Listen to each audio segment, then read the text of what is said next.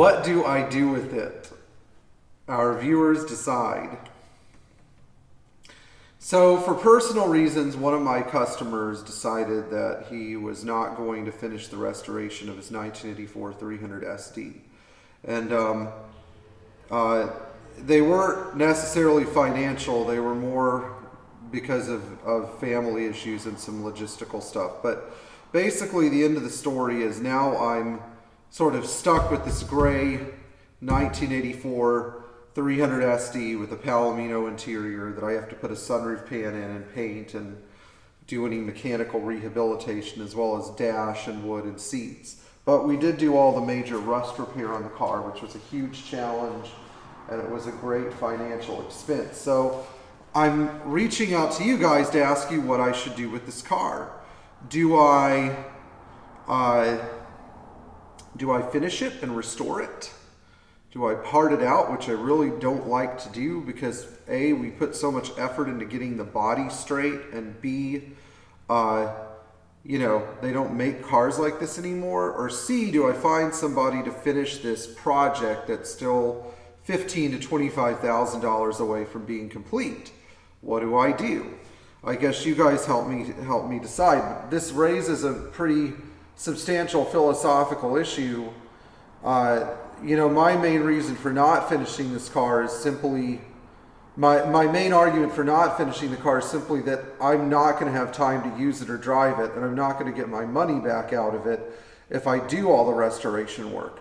Maybe I'm wrong. Maybe there are people out there who would actually pay $25,000 for a restored 300 SD. It would be nice, you know, to know if there were, but just like with any car market, we really can't tell unless somebody approaches us and says, yes, that's what I want.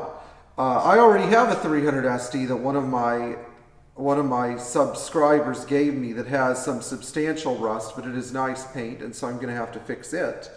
And on the you know, then finally I have a bunch of cars that I don't use, and I'm really bad about selling cars because every time I sell a car, people just come back to me and complain about everything that it needs, which makes me really hesitant to sell anything because I don't want to be stuck having to explain or deal with out-of-pocket issues that come up on a car, because people think if they're buying a used car that it's from Pierre Hedary, it's going to be perfect. In reality, it's not. You know, there's no such thing as a perfect 30 or 40-year-old car. You kind of just have to love the car the way it is. But, you know, the truth is that when it comes to selling cars, I have had some horrible luck.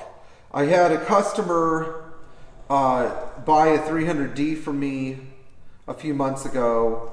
And then he backed out of the sale after he had paid me, and then we found out we had some trouble titling the car, and so I had to give him all his money back and buy the car back, and now it just sits in my warehouse.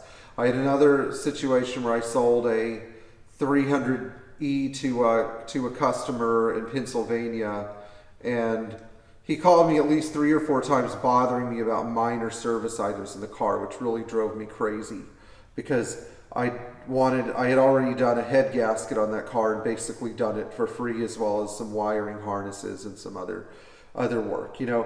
So, I mean, if some of you out there are regularly selling cars, it would be nice to know how you deal with the stress of it and keep your reputation intact, which is really what I want to be known for, having an excellent Mercedes restoration shop, not being somebody who makes money flipping Mercedes.